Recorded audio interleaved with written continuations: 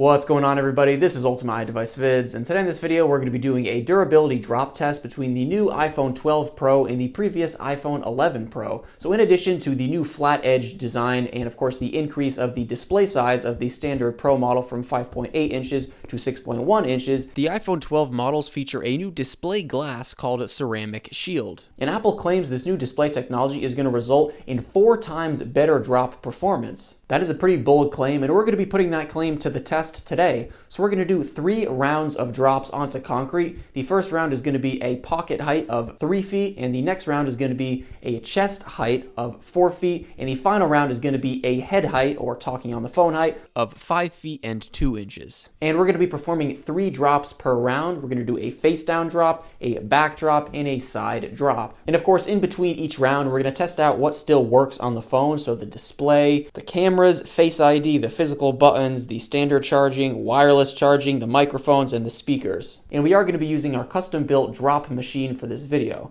That being said, you should always take this type of video with a grain of salt, as of course, there's a variety of factors that contribute to how your phone handles being dropped. Of course, the height, the angle, the surface you're dropping it on, etc. In real life, of course, your phone is most likely not going to fall in this controlled of a way. However, in order to make sure this video was accurate, I did make sure each drop is as similar as possible. And with the 12 Pro on the left and the 11 Pro on the right, let's go ahead and kick things off with the 3-foot face down drop.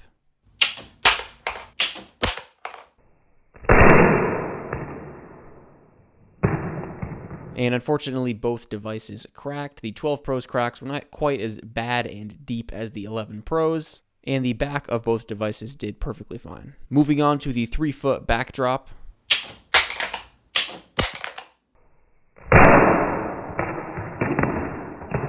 And unfortunately, the glass on the right side of the 12 Pro did crack, while the 11 Pro only suffered minor scuffs on the sides. And the cracks on the front of the 11 Pro screen worsen, now extending to the top left-hand side of the screen as well, while the 12 Pro screen appears unchanged. Moving to the 3-foot side drop.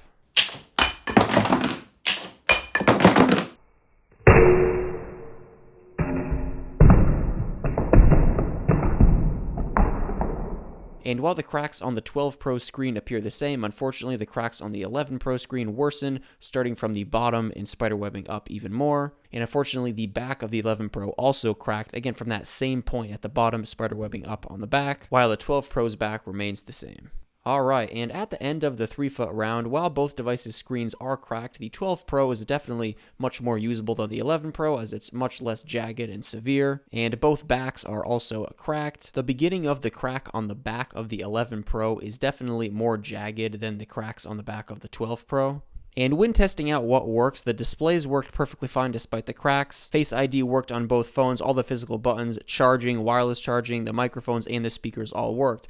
However, the front-facing camera on the 11 Pro has this very strange artifact in there when you're under certain light conditions, as you can see, most likely attributed to the fact that the notch area at the top is so heavily cracked. But that being said, the back cameras on both devices and the front-facing camera on the 12 Pro work fine. Moving on to the second round with the face-down 4-foot drop.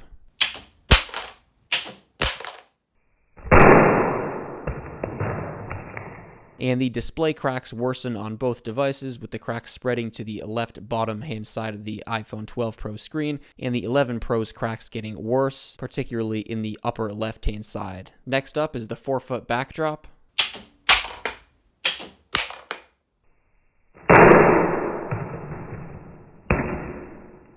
And unfortunately, the cracks on the back of the 12 Pro get worse, spreading all the way down through the whole back. Meanwhile, the 11 Pro's cracks get worse in a few areas. And the displays appear to be unchanged. And moving on to the 4-foot side drop.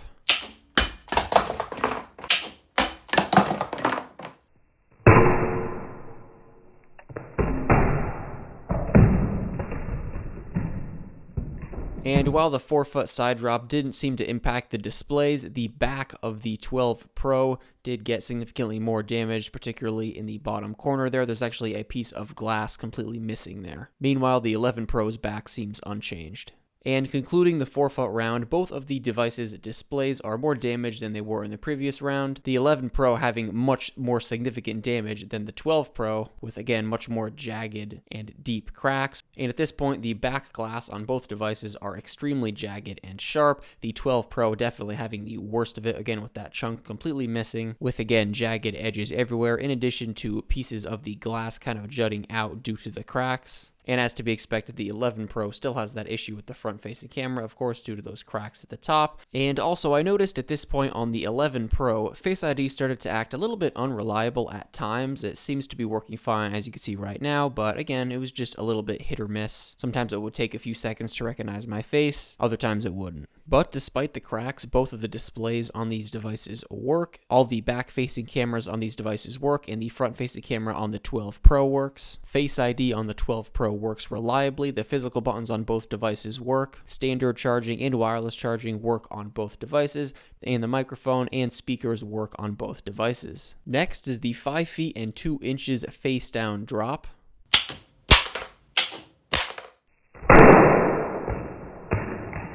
And the amount of cracks on both displays seems to be about the same, which is quite impressive, especially for the 12 Pro, considering that it doesn't have that many bad cracks. The only real thing that I noticed was some, scuff marks kind of towards the edges of the screen, and even sometimes on the screen itself. And meanwhile, the 11 Pro did start to display the strange orange dots at the top of the screen. The back of the 11 Pro is basically the same, and the back of the 12 Pro just continues to get worse, with again pieces of glass falling out, etc. Next up is the 5 foot and 2 inches backdrop.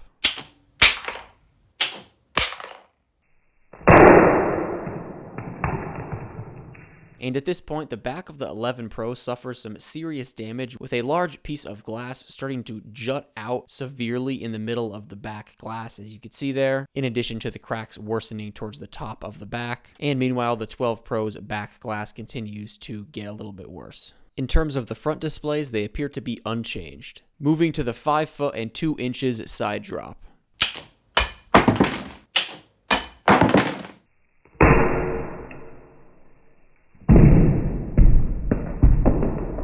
And in addition to the cracks worsening in the bottom right corner of the 12 Pro's display, as you can see, there's a massive screen issue going on, with a bright stripe appearing on the right side of the screen, in addition to the screen flickering strangely. And in terms of the back of the 12 Pro, it's looking even worse. As you can see, there is some of the glass completely falling off. Meanwhile, the 11 Pro looks about the same on both the back and the front. And after pressing the sleep button on the 12 Pro and then waking it back up, you can see there the display is completely unusable. It's incredibly dim except for a very thin stripe at the top and of course that line on the side of the display. You can see there with the brightness cranked all the way up is just extremely dim. So unfortunately, the display technology in the 12 Pro has taken a severe hit. I also noticed on the bottom left corner of the 11 Pro that the antenna band is slightly jutting out from the rest of the frame, just a little bit. This does seem to be a little bit of a weak point of the design of the 11 Pro and 11 Pro Max, as I had this issue with my 11 Pro Max drop test earlier.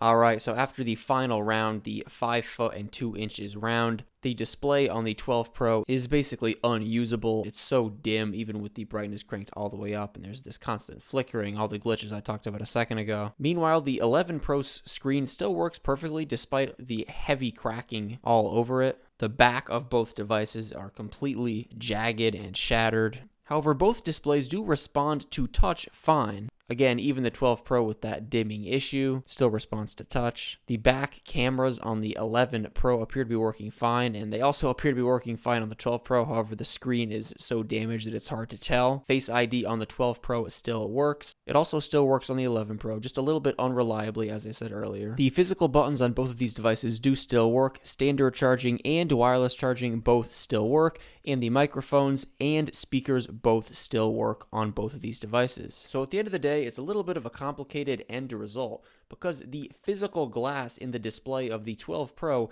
beat the physical glass in the display of the 11 Pro as it's significantly less shattered. That being said, the technology underneath the glass failed in the 12 Pro in this test, while the 11 Pro technology is still working, and it's just the glass that failed. And once again, I'll reiterate, you should take this video with somewhat of a grain of salt, as there's always some degree of randomness to these types of tests. But if I had to declare a winner for this video, I think I would have to give it to the 11 Pro. Despite all the deep and jagged cracks, the display still functions, apart from the shattered glass, as it's supposed to. That being said, I would definitely not recommend using or charging a device that's as damaged as either of these devices, just in terms of safety. But alright everybody, that wraps it up for this video. Thank you so much for watching. Much more content on the iPhone 12 Pro and iPhone 12 on the way, so stay tuned if you're interested.